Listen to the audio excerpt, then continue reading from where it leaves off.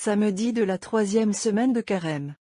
La gare se trouve dans l'église Sainte-Suzanne, Vierge et martyre de Rome. La raison pour laquelle cette église a été choisie est que, aujourd'hui, on lit l'histoire de la chaste Susanna, la fille d'Elsia. Recueillir. Accorde, nous te supplions, ô Dieu puissant, que ceux qui se mortifient par l'abstinence de nourriture, puissent, en observant ta sainte loi, jeûner aussi de tout péché. Par Christ Seigneur. Amen. Épître. Leçon du prophète Daniel 13:1-62. À cette époque, il y avait un homme qui habitait à Babylone, et son nom était Joachim, et il prit une femme qui s'appelait Susanna, la fille d'Elsia, une très belle femme, et qui craignait Dieu. Car ses parents étaient justes, avaient instruit leur fille selon la loi de Moïse. Maintenant, Joachim était très riche, et avait un verger près de sa maison. Et les Juifs ont eu recours à lui, parce qu'il était le plus honorable de tous.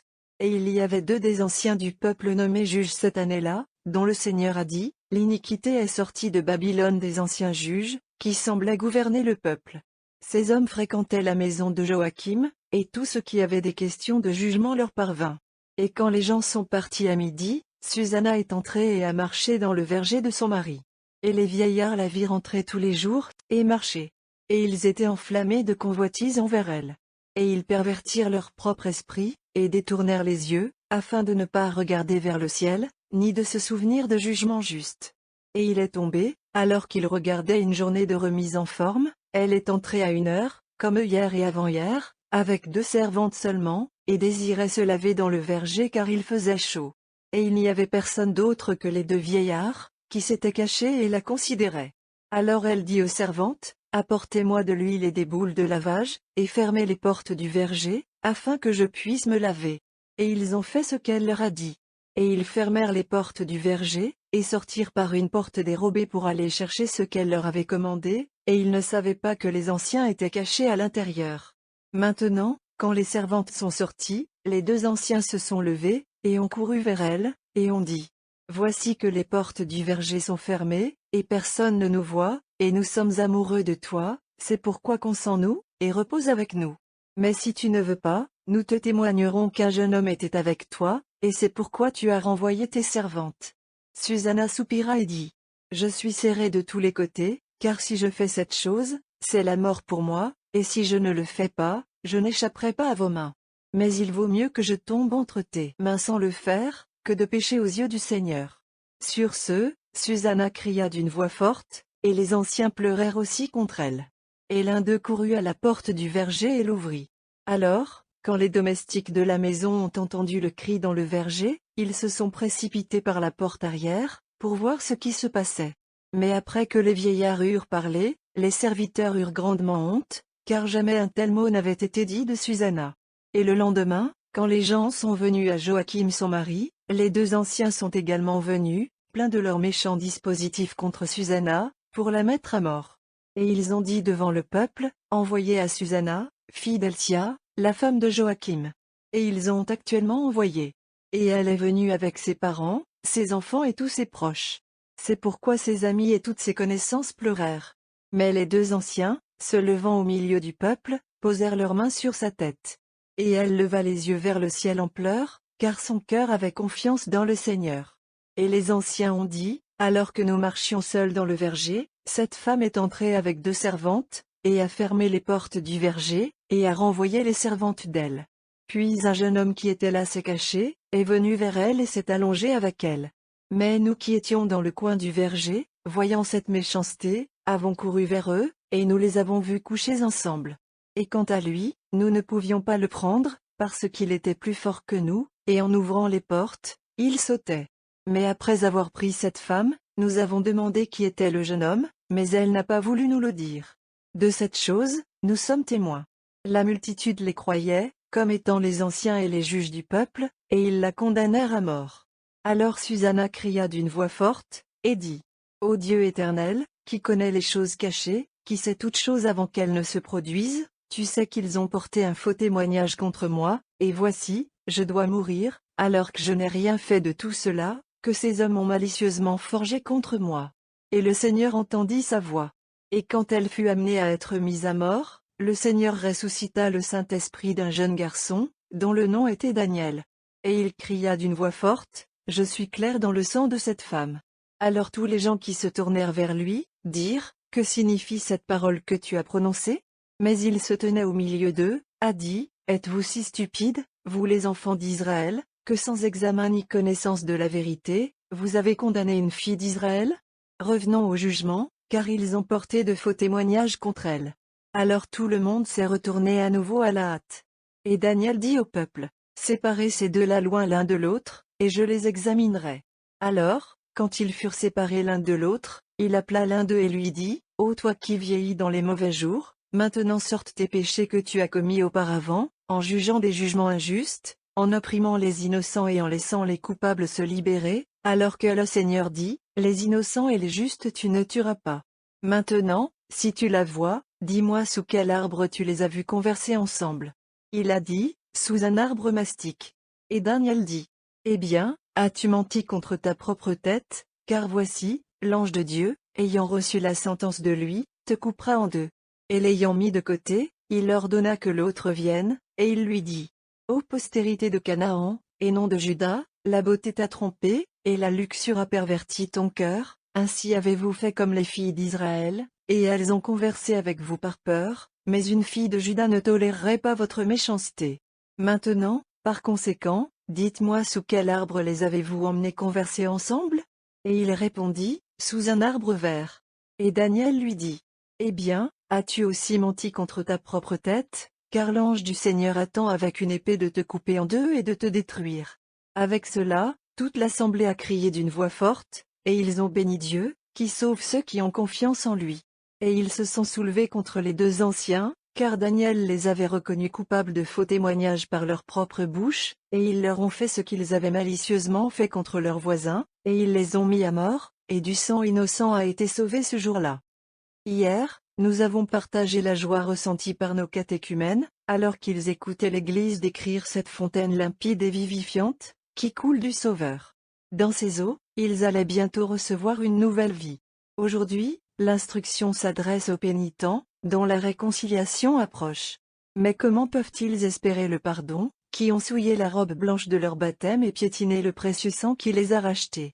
Et pourtant, ils doivent vraiment être pardonnés et sauvés. Si vous voulez comprendre le mystère, lisez et méditez les Saintes Écritures. Car vous y apprendrez qu'il y a un salut qui vient de la justice, et un salut qui procède de la miséricorde.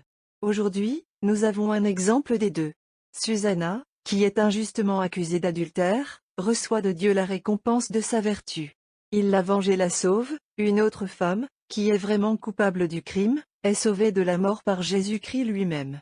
Que les justes attendent donc avec confiance et humilité la récompense qu'ils ont méritée. Mais que les pécheurs espèrent aussi en la miséricorde du Rédempteur, qui est venu pour eux plutôt que pour les justes. C'est ainsi que la Sainte Église encourage ses pénitents et les appelle à la conversion, en leur montrant les richesses du cœur de Jésus et les miséricordes de la Nouvelle Alliance, que ce même Sauveur a signé par son sang.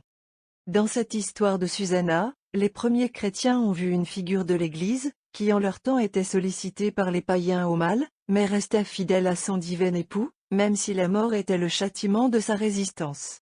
Un saint martyr du IIIe siècle, saint Hippolyte, mentionne cette interprétation. Dans Daniel M, les sculptures sur les anciens tombeaux chrétiens, et les fresques des catacombes romaines, représentent cette histoire de la fidélité de Suzanne à la loi de Dieu, malgré la mort qui la menaçait, comme une sorte de martyr préférant la mort à l'apostasie. Car l'apostasie, dans le langage des Saintes Écritures, est appelée adultère, dont l'âme est coupable en niant son Dieu, à qui elle s'est mariée lorsqu'elle a reçu le baptême. Évangile. Suite du Saint-Évangile selon Jean 8 2.11.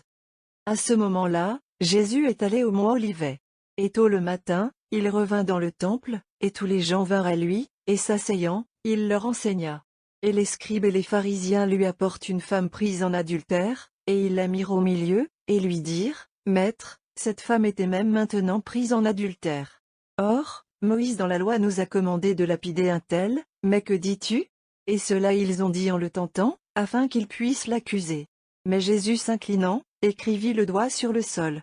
Quand ils continuèrent donc à lui demander, il se leva et leur dit, « Celui qui est sans péché parmi vous, qui lui jette d'abord une pierre. » Et se penchant à nouveau, Il écrivit sur le sol. Mais ils entendaient cela sortait un par un, en commençant par l'aîné. Et Jésus seul est resté, et la femme debout au milieu.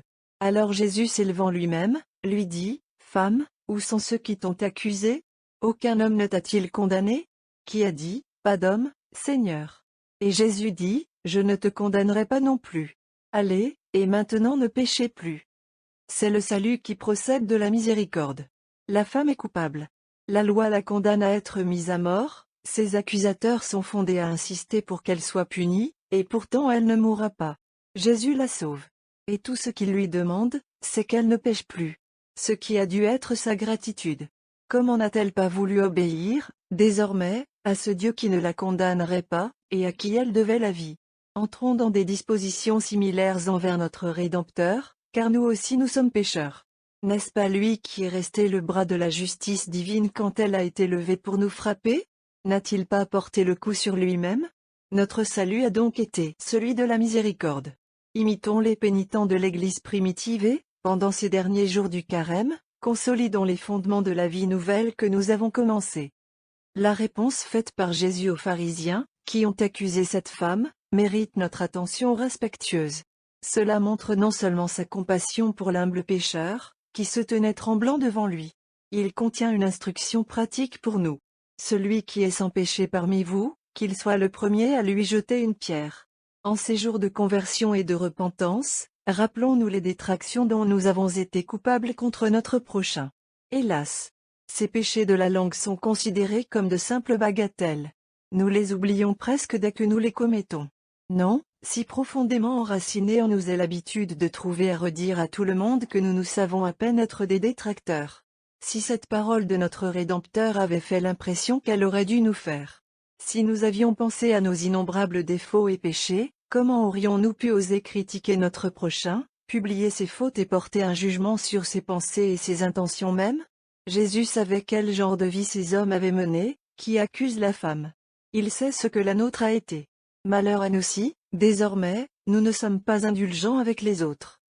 Et enfin, considérons la méchanceté des ennemis de Jésus. Ce qu'ils ont dit, ils l'ont dit, le tentant, afin qu'ils puissent l'accuser. S'ils se prononcent en faveur de la femme, ils l'accuseront de mépriser la loi de Moïse, qui la condamne à être lapidée. S'il répond conformément à la loi, ils le tiendront au peuple comme un homme sans pitié ni compassion. Jésus, par sa prudence divine, échappe à leur stratagème. Mais nous pouvons prévoir ce qu'il devra souffrir de leurs mains quand, s'étant mis en leur pouvoir, pour qu'ils puissent faire de lui ce qu'ils veulent, il ne répondra pas à leurs calomnies et à leurs insultes que le silence et la patience d'une victime innocente condamnée à mort.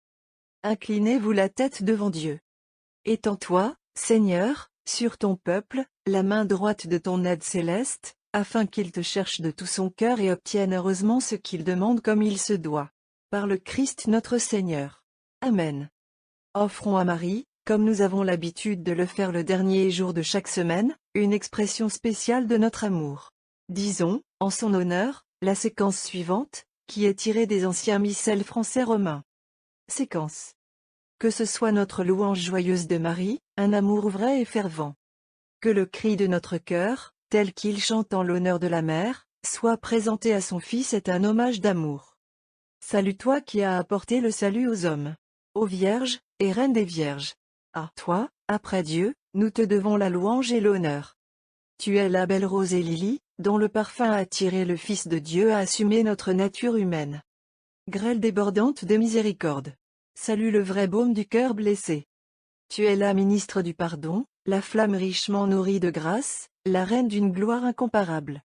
Saluez le miroir impeccable de la pureté, qui donne de la beauté à la sainte Église de Dieu. Là où tu es, il ne peut y avoir de tristesse, car tu es le printemps de la joie. Tu es le lien de la paix et de la concorde. Ô joyeuse mère! Utilisez le droit d'une mère. Et demandez à votre Fils, notre Rédempteur, pardonne-nous nos péchés. Ce sont les dons que nous te demandons, la fermeté de la foi, les œuvres disponibles pour le salut, et au soir de la vie, une mort heureuse. Amen. Égal. Ce texte est tiré de l'année liturgique, écrit par Dom Prosper Guéranger.